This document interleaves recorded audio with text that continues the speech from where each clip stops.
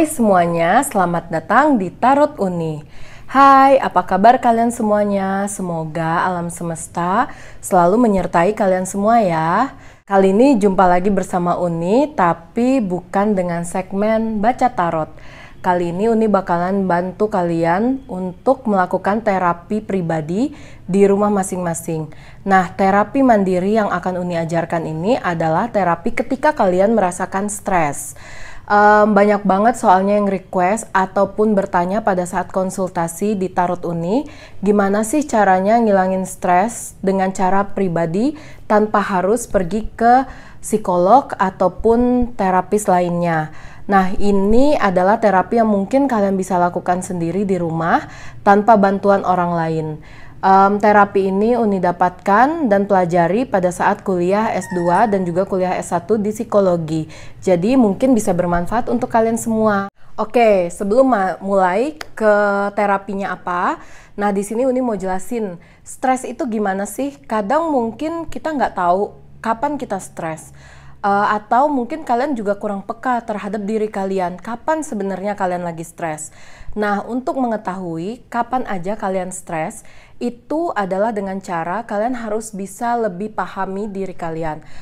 Tanda-tandanya bisa dengan pertama, pikiran yang terganggu. Pikiran terganggu ini bisa dilihat atau diketahui, dinilai dengan cara kalian ketika melakukan tugas-tugas secara pribadi itu jadi terganggu dan juga nggak sesuai dengan biasanya. Misalnya kamu itu tipikal orang yang ceria nih gitu, suka ngomong, suka bicara, tiba-tiba kamu jadi bad mood banget untuk ngobrol, males untuk ngomong, males untuk cerita, males untuk sharing, males untuk ketawa, bahkan bercandain orang tuh males. Nah itu mungkin tandanya kamu lagi stres. Atau yang kedua, itu ketika kamu melakukan tugas-tugas sehari-hari, misalnya kamu di pekerjaan, itu banyak banget dapat komplain, dapat omongan dari rekan kerja ataupun atasan, itu tandanya kamu juga lagi stres. Karena bisa aja pikiran kamu mengganggu aktivitas sehari-hari kamu. Misalnya kamu biasanya rajin, teliti, nggak pernah salah nih ketika input data, tiba-tiba semuanya salah, tiba-tiba dapat komplain, tiba-tiba salah ini, salah itu mungkin aja kamu lagi stres.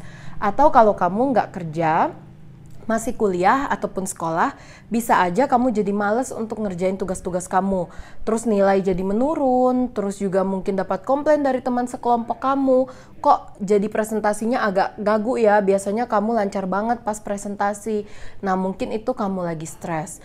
Atau yang paling sering banget dihindarkan ataupun tidak dipikirkan oleh masyarakat kita itu adalah sakit fisik. Karena kalau kalian belum tahu, sakit fisik itu bisa terjadi disebabkan karena stres. Nah, sakit fisik yang biasanya muncul ketika kita stres adalah ketika kita sering sakit kepala, sering muncul, itu bisa aja kamu stres. Atau kamu jadi nggak bisa tidur, begadang terus, itu mungkin karena kamu stres juga. Atau ketika kamu sering banget sakit emah, padahal sebenarnya kamu udah makan teratur, kamu juga ngurangin sambal dan juga santan, tapi tetap aja sakit emah, itu mungkin kamu lagi stres. Nah, sakit yang mungkin fisik alami itu karena pikiran kita yang juga lagi nggak baik, lagi nggak sehat. Nah, ini adalah stres yang masih dalam tahap ringan ya, yang Uni jelasin. Dan terapi ini mungkin bisa mengurangi dampak atau efek ketika kamu mengalami stres ringan. Jadi bukan stres yang berat seperti udah masuk ke depresi. Karena ketika kamu udah mengalami stres berat, mungkin kamu harus butuh bantuan dari tim terapis, psikolog atau psikiater. Oke, tadi Uni udah jelasin apa itu stres dan ciri-cirinya yang sederhana yang mungkin biasa kamu alami. Nah, untuk terapi mandiri yang mungkin bisa kamu lakukan di rumah untuk menghilangkan dan meringankan kadar stres yang kamu miliki. Di sini Uni ada beberapa cara yang mungkin bisa membantu kamu jika kamu lakukan secara konsisten. Oke, untuk terapi mandiri yang mungkin bisa kalian lakukan di rumah, yang pertama adalah spa. Nah, spa ini bisa aja kalian lakukan di rumah sendiri atau kalian pergi ke salon untuk spa. Spa di sini dimaksudkan berendam di dalam bathtub atau dipijit seluruh tubuh dan juga mandi garam gitu, supaya pikiran-pikiran kalian itu bisa lebih tenang dan juga melunturkan otot-otot di tubuh yang tegang akibat stres.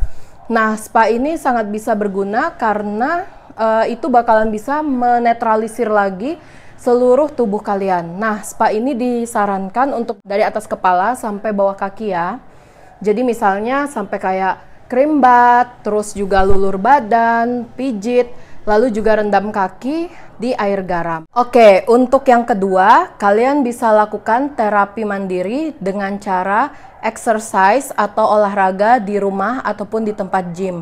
Sebenarnya olahraga ini cukup bisa membantu dikarenakan kalian akan ternetralisir untuk pikiran-pikiran, kayak misalnya keringat kalian keluar, badan kalian bergerak, dan itu bisa yang pelan-pelan melunturkan masalah-masalah dan stres kalian yang mungkin bisa mengganggu aktivitas fisik kalian. Misalnya kayak kalian bisa yang lebih segar gitu badannya, dan juga bisa yang lebih tenang gitu untuk pikiran karena sudah mengeluarkan keringat-keringat dan juga mungkin sudah bergerak seluruh badan kalian. Nah, untuk yang ketiga, kalian bisa lakukan hobi. Hobi ini tergantung ya, hobi kalian apa. Kalau misalnya kalian sukanya nyanyi, ya udah pergi ke karaoke selama 2 jam, 1 jam bersama teman-teman atau sendiri juga boleh. Atau kalau misalnya kalian hobinya misalnya memasak, ya kalian masak gitu. Masak makanan apa yang kalian suka. Lalu kalau misalnya kalian hobinya baca buku, ya mungkin kalian harus baca buku. Tapi untuk baca buku mungkin jangan dilakukan dengan bacaan-bacaan yang udah pernah dibaca ya. Jadi boleh kalian untuk membeli buku baru, boleh untuk membeli bacaan baru supaya kalian bisa yang lebih tenang lagi, mungkin kayak membaca sesuatu yang baru, dan itu akan membuat pikiran kalian jauh lebih nyaman. Nah, selain baca buku mungkin banyak hobi lainnya ya yang mungkin kalian bisa lakukan. Kalau misalnya kalian sukanya ngobrol, hobinya ya udah ikutin kayak misalnya ngobrol bareng teman atau bikin vlog, itu juga boleh. Atau traveling kalian boleh. Kalau misalnya suka traveling ya kalian coba untuk berlibur lah gitu, minimal 3 hari aja untuk keluar kota atau menenangkan diri di pantai, itu juga bisa sangat membantu untuk menghilangkan stres. Oke, untuk yang keempat, terapi yang bisa kalian lakukan adalah meditasi. Meditasi ini banyak banget caranya, mungkin dengan cara beribadah itu juga adalah salah satu meditasi. Atau selain meditasi melalui ibadah, kalian juga bisa melalui meditasi kayak menenangkan diri sebelum tidur, membaca doa, atau mungkin kalian menenangkan diri, pejamkan mata, terus juga kosongkan pikiran, jangan mikirin apa-apa selama 5 menit sebelum tidur, itu juga sangat membantu. Atau kalau kalian punya akses untuk yoga, itu juga bisa ya, karena yoga itu termasuk salah satu meditasi yang bagus untuk orang-orang yang mungkin mengalami stres. Untuk yang kelima, kalian bisa bersatu dengan alam, karena bersatu dengan alam ini adalah salah satu hal yang bisa menghilangkan stres. Bersatu dengan alam, misalnya kalian bisa duduk di pinggir danau, melihat pekarangan, terus juga atau misalnya kalian pergi ke hutan, pinggir hutan gitu untuk menyejukkan mata, melihat yang hijau-hijau, atau kalian ke pantai untuk mendengarkan deburan ombak, itu juga bisa sangat membantu untuk menghilangkan stres. Nah, kalau lagi kondisi di rumah aja seperti ini, mungkin kalian bisa lihat pekarangan pepohonan yang ada di sekitaran kalian. Misalnya di rumah, kalian lihat pohon-pohon, atau kalau misalnya kalian tinggal di apartemen, itu boleh banget kalian turun ke area kolam renang untuk melihat situasi alam, merasakan udara, dalam waktu kayak misalnya 5-10 menit aja per hari, itu sudah sangat membantu untuk menghilangkan stres. Oke, yang keenam, kalian bisa lakukan time management. Time management ini sangat membantu jika kalian sedang stres. Kalian bisa mengatur waktu kalian, waktu tidur, waktu bangun, waktu makan, waktu kerja, waktu ibadah, dan semua kegiatan kalian dengan waktu yang konsisten. Itu sangat bisa membantu. Misalnya konsisten dalam artian tiap hari harus bangun jam 9 pagi, tidur maksimal jam 10 malam. Itu adalah time management.